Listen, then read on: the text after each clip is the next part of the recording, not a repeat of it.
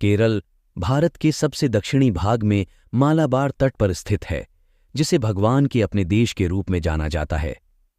केरल ने अक्सर अपने हरे भरे प्राकृतिक परिदृश्य, क्रिस्टल की तरह स्पष्ट समुद्र तटों और पारिस्थितिक विविधता के लिए दुनिया का ध्यान आकर्षित करता है, और सबसे महत्वपूर्ण रूप से इसके मंत्रमुग्ध बैकवाटर संरक्षित करने के लिए प्रसिद्ध हैं। अपनी शाश्वत परंपराओं और धार्मिक और सांस्कृतिक मूल्यों के लिए केरल प्रसिद्ध है। उनमें से कुछ कई सदियों पुराने हैं। भारत में 1 लाख से अधिक मंदिर हैं और इनमें से दुनिया का सबसे अमीर मंदिर केरल में स्थित है। स्वामी पद्मनाभ स्वामी मंदिर है। केरल की राजधानी तिरुवनंतपुरम में स्थित भगवान विष्णु को समर्पित मंदिर है, जिसे दुनिया का सबसे धनी मंदिर कहा जाता है। इस मंदिर की संपत्ति ने सभी को आश्चर्यचकित कर दिया है। इस मंदिर का उल्लेख भागवत जैसे कई हिंदू ग्रंथों में किया गया है। पुराण और महाभारत और 500 ईसा पूर्व से 380 ईसा पूर्व के बीच प्राचीन तमिलनाडु और केरल के संगम साहित्य में भी इसका उल्लेख किया गया है। प्राचीन ग्रंथों के अनुसार माना जाता है कि यह मंदिर 5000 साल पहले बनाया गया था। यह प्राचीन मंदिर अपनी सांस्कृतिक सुंदरता के लिए प्रसिद्ध है। यह द्रविड़ और केरल स्थापत्य शैली के मिश्रण का एक अच्छा नमूना है।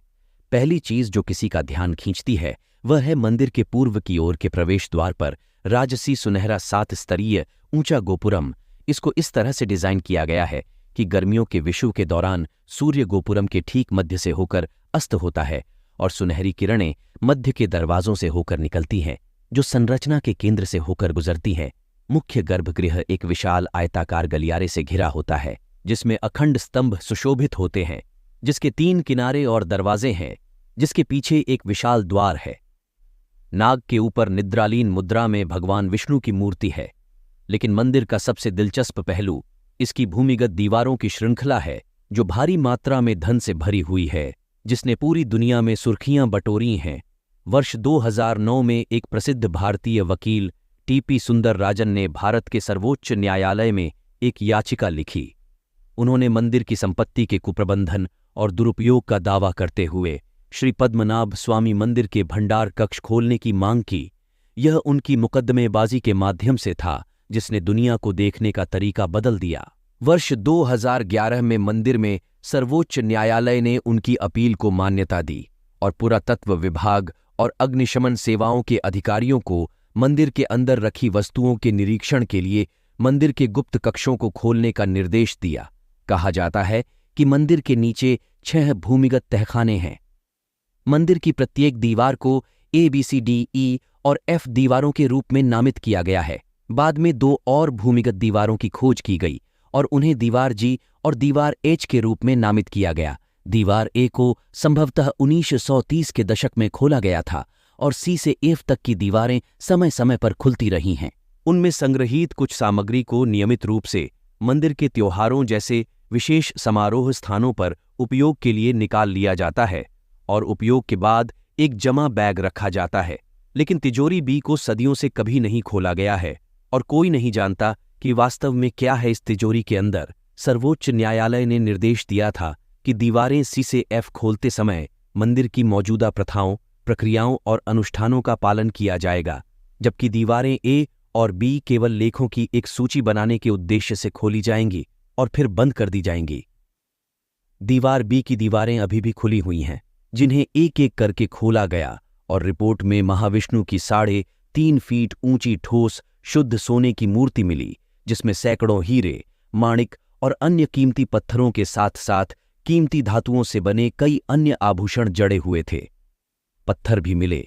एक शुद्ध स्वर्ण सिंहासन था, जिसमें सैकड़ों हीरे और अन्य कीमती पत्थर जड़े हुए थे। ऐसा माना जाता है कि मंदिर में बहुमूल्य वस्तुएं कई हजार वर्षों से जमा हुई हैं, जिन्हें चैर, पांड्य, पल्लव, चोल जैसे विभिन्न राजवंशों द्वारा देवता को दान किया गया था। दक्षिण भारत और उसके बाहर के दर्ज इतिहास में त्रावणकोर शाही परिवार और कई अन्य राजाओं के बारे में पारंपरिक रूप से अनुमान लगाया गया है कि यदि प्राचीन और सांस्कृतिक मूल्य को ध्यान में रखा जाए तो स्मारकीय वस्तुओं का मूल्य लगभग 1.2 लाख करोड़ रुपए या $17 बिलियन के करीब है। इन संपत्तियों का मूल्य मौजूदा बाजार मूल्य से 10 गुना हो सकता है। लेकिन दीवार B के दरवाजे के पीछे क्या है? इसे निषिद्ध क्षेत्र क्यों कहा जाता है? ऐसा माना जाता है कि सभी 6 दीवारों में दीवार बी में भगवान पद्मनाभ स्वामी का शासक परिवार से गहरी जड़ें हैं। मंदिर के पुजारी और वैदिक विद्वानों का कहना है कि तिजोरी को खोलने का कोई भी प्रयास दुर्भाग्य लाएगा। क्षेत्र के कई भक्तों का यह भी मानना है कि गुप्त तिजोरी को खोलने से भारी बाढ़ आ जाएगी। यह विचारधारा समुद्र सिद्धांत पर आधारित है, जो बताती है कि तिजोरी सीधे अरब सागर जुड़ी हुई है और इसे खोलने से पूरे क्षेत्र में बाढ़ आ जाएगी। यह भी माना जाता है कि इस कक्ष का दरवाजा नाग देवता द्वारा संरक्षित है, इसलिए इसे केवल साधु ही खोल सकते हैं जो गुरु मंत्र का जाप करते हैं। हालांकि वहां कोई नहीं है जो उस गुरु मंत्र का जाप करता हो। मानव निर्मित तकनीक के साथ रहस्यमयी तिजोरी को खोलने का कोई भी प्रयास आपदाओं का कारण बनेगा। दीवार बी में प्रवेश करने का आधिकारिक प्रयास 2011 के आसपास किया गया था। अन्य तिजोरी के साथ दीवारों के दरवाजे ए और बी के लिए कई दरवाजे की आवश्यकता थी। इस दीवारों की चाबियां जो शाही परिवार के पास थीं, पर्यवेक्षकों ने दीवार बी के धातु ग्रिल दरवाजे को खोलने के लिए चाबियों का उपयोग किया और इसके ठीक पीछे एक मजबूत लकड़ी के दरवाजे की खोज की। उन्होंने इस दरवाजे को भी खोला और एक तीसरे दरवाजे का सामना किया जो दीवार बी का सबसे भीतरी दरवाजा था। 3 कुंडी और उनमें से एक जाम हो गई थी, जिससे पर्यवेक्षकों को तिजोरी खोलने से रोका जा सका। पर्यवेक्षकों ने जबरन अंदर जाने पर विचार किया, लेकिन इसे अनुचित समझा। उन्होंने एक ताला बनाने वाले को काम पर रखने का फैसला किया।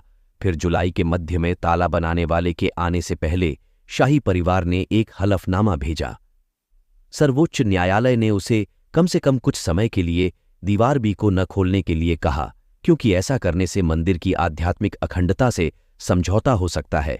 रहस्य तब और भी गहरा हो गया जब वकील टिप्पी सुंदर राजन, जिन्होंने वॉल्ट्स के उद्घाटन का नेतृत्व किया था, कि अचानक बुखार से मृत्यु हो गई। वह स्वयं भगवान पद्मनाभ के एक भावुक भक्त थे।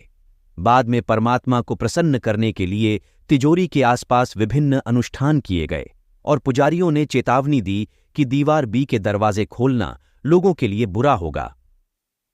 भारत की अदालत ने अपने फैसले में मंदिर के प्रबंधन का अधिकार त्रावणकोर शाही परिवार को वापस सौंप दिया, लेकिन मंदिर के दीवार बी को खोलने की मांग पर निर्णय लेने से इनकार कर दिया और खजाने की खोज का निर्णय प्रशासनिक और सलाहकार समितियों पर छोड़ दिया। श्री पद्मनाभ स्वामी मंदिर ने पूरे भारत में खजाने की खोज को बढ़ावा दिया है। भारत भर में कई एशियाई मंदिरों को गुप्त खजाने के लिए संभावित स्थानों के रूप में पहचाना जा रहा है। यहां तक कि मंदिरों की दीवारों को खोलने के लिए कई अभियान भी शुरू किए गए हैं, लेकिन अब तक पद्मनाभ स्वामी की तिजोरी को खोला नहीं जा चुका है। मंदिर बंद है और इसकी सामग्री अभी भी एक रहस्य बनी हुई है। तो आपको क्या लगता है कि पद्मनाभ स्वामी मंदिर की दीवार खोल देना चाहिए और इसके खजाने की तलाश करनी चाहिए, या देवताओं के प्रति अपना सम्मान दिखाने के लिए तिजोरी बंद रखनी चाहिए?